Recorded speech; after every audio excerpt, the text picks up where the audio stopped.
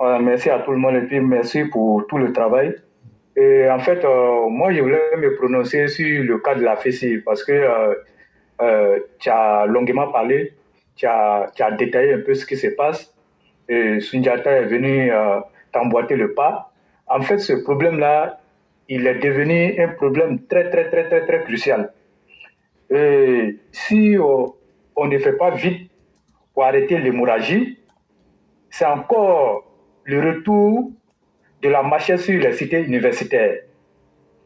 Et ce nouveau secrétaire général de la FECI, à la personne de Camboursier, et à travers tous les actes que nous voyons, mais ça saute déjà à l'œil.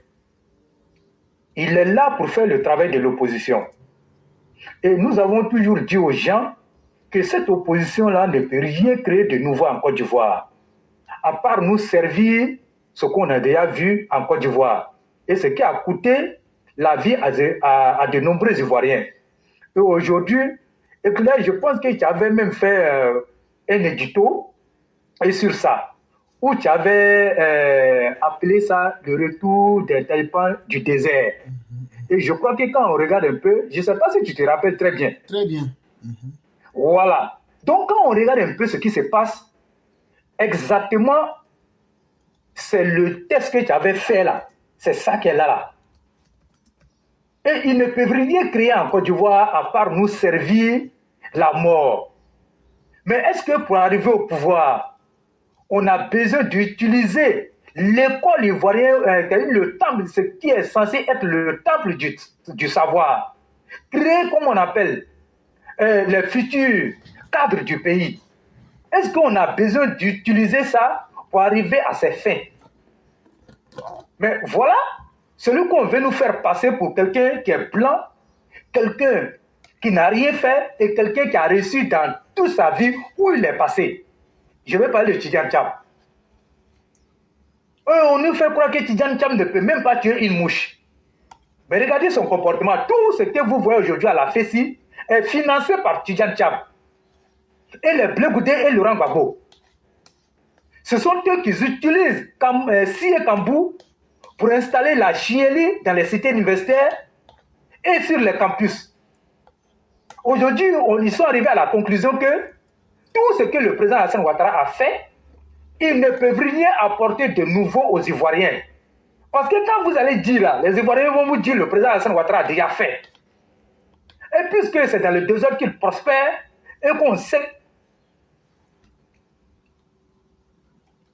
que la FECI est un instrument de désordre, il faut utiliser cette FECI-là pour installer la chienlit. Mais à quand est-ce qu'on va finir avec ça? Mais moi, je crois qu'il est temps véritablement que les autorités prennent le taureau par les cornes. Parce qu'il ne faut pas attendre comme Sundiata l'a dit, et après on va venir compter les morts, après on va venir faire les enquêtes, on va comme on appelle, connaître les coupables, et après on va les libérer. La façon dont souvent le président Alassane Ouattara, ce gouvernement gère les dossiers, par moments ça nous sort par les ports. Il faut le dire tout net. On vient de sortir avec le cas de Port-Boué. Et voilà encore ce qu'ils sont en train de préparer dans les différentes universités. Et hier, ce qui devait se passer à Bobo ici, mais si c'était passé, mais c'était grave. Et tu as cité le nom de ces syndicats-là, on les connaît très bien. Amara Le Gros, là, nous, on sait où il dort. Il dort au désert. À Oufo-Boigny, après Oufo-Boigny, c'est là-bas, il dort. Et ce sont des gens aujourd'hui qui sont prêts à s'allier parce qu'ils sont des syndicats. Ils s'offrent, comme on appelle, ils font le travail du plus offrant. Aujourd'hui, c'est l'opposition qui leur donne l'argent. On leur donne l'argent, ils recrutent les gens, des gens qui ne sont pas des étudiants, pour venir semer le chaos. Moi, je crois qu'il est temps de prendre le taureau par les cornes. Comme je le disais, on ne va pas accepter. Et même tous les blé goudés que vous voyez, eux, tout là, c'est sur la FECI qu'ils comptent, hein? C'est sur la FECI qu'ils comptent. Parce qu'ils n'ont pas de programme. Moi, je ne vais pas me répéter. Mais tout le monde voit ce que le président Alassane Ouattara a fait. De vous à moi, qu'est-ce que ceux-là vont venir proposer aux Ivoiriens que le président Alassane Ouattara n'a pas proposé et qu'il n'a pas réalisé? Il n'y en a pas. Il n'y en a pas. Mais quand on a affaire à des individus qui pensent que la Côte d'Ivoire, c'est les chasses gardées, mais c'est à ce résultat-là, qu'est-ce que ça aboutit? C'est à ce résultat. Mais comment vous pouvez comprendre Un blé goudé. C'est-à-dire même Laurent Gbagbo et tout, mais on ne devait même plus entendre parler de cela dans notre politique intérieure ici. Et Tidjane Cham, mais lui, il est le plus dangereux de tout cela. Moi, je vous dis honnêtement, hein, Tidjane Cham est le plus dangereux de tout cela. Parce que lui, les gens ne le connaissent pas encore. Alors que quelqu'un qui ne connaît pas encore, il a des méthodes que toi, tu ne peux pas, comment on appelle, voir ça de près. Et c'est après, tu te rends compte que lui-même, il est plus dangereux que ceux-mêmes qui étaient là. Et Tidjane Cham est dans ce cas. Les gens le laissent, les gens le regardent, mais ce qu'il est en train de faire, c'est très, très, très dangereux. Et moi, je dis honnêtement, il faut qu'on fasse attention. Sinon, quand les résultats vont sortir, vraiment, ça sera très dangereux. Vous avez vu la vidéo que Éclairé a fait passer. Les gens n'ont pas beaucoup fait attention, mais les bruits de machettes qui ressortaient dans la vidéo, mais ce n'est pas pour aller égorger des bœufs, ce n'est pas pour aller égorger des moutons, mais c'est pour aller finir avec des vies humaines. Ils ont été repoussés hier. Ils ont pris la fuite vers Lokodiro. Mais où ils ont eu cet argent? Ils ont reçu en un temps record 40 millions pour faire ces opérations-là. Mais Tidjane Cham qui a volé l'argent, qui a fait tomber les banques, c'est pour venir financer des groupes de bandits pour arriver au pouvoir. Mais ça, nous, on ne fait que parler. Hein. Ils vont dire que ceux-là, ils parlent, mais nous, on sait de quoi on parle. Hein. On sait ce qu'on dit. Nous, on vous a toujours dit, c'est quand on dit quelque chose, allez-y vérifier avant de venir parler. Allez-y vérifier. Si c'est faux, vous allez venir nous dire. Quand nous, on a dit quelque chose ici, là, si ce n'est pas vrai, nous, on va venir vous dire qu'on s'était trompé. Mais rarement, on se trompe ici. Parce que nous sommes des hommes de terrain. Et toutes les informations que nous donnons, ce sont des informations très fiables. L'autorité est avertie. Je m'arrête à éclairer. En tout cas, on aura averti l'autorité pour que celui-ci puisse prendre ses responsabilités. Et aux populations de leur dire de ne pas se laisser distraire et de ne pas être victime de ces violences. Vraiment, merci beaucoup le roi. En 2 minutes, on va vous laisser faire la conclusion et dire merci à tous. Et demain, ça sera un autre jour. Merci beaucoup. Ok, donc merci beaucoup à tout le monde.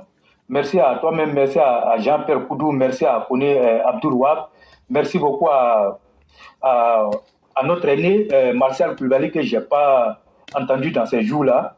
Merci à notre mère Salih Kone, à Binet Sidibé, Ouattara Fatouma, Makom Rabi et au doyen Mamadou Fatiga, à notre mère Marguerite Taki, à Zoumana Samassi et à Karas de Ouattara. Merci à Francesco Berté. Merci à l'aîné Zana Bamba, Idrissa Aïdara et Abibata Bibila Bibiche. Merci beaucoup à Abraham Fane.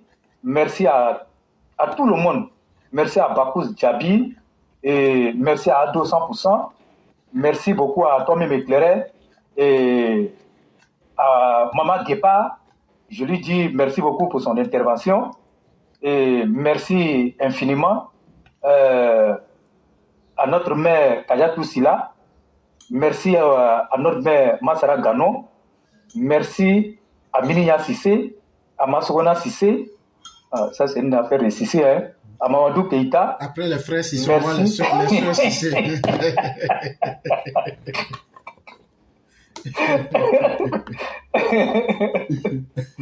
Merci à Sori Sanogo. Et merci au grand maître Abib Medou Koulibaly. Et merci infiniment à Mohamed Bamba. Et merci à Luc Market. Merci infiniment à Timité Amoros, à notre mère Nina Paul Kouadjo et Zach Touré. Merci à Mohamed Kamara, à Youssouf Di Yul. Merci à Mohamedou Bamba. Merci beaucoup à Prado Boussol et Aldama Tavolta. Merci Amiral Olivier Foudado, Keita Youssouf. Merci et bonne soirée à chacun. Préparons-nous pour 2025. 2025, si le président Hassan Ouattara accepte d'être candidat, on passe au premier tour. Ce n'est pas du vent. Merci beaucoup et bonne soirée à chacun. Merci infiniment. Demain, ça sera la voix du militant. Excellente soirée à chacun et à chacun.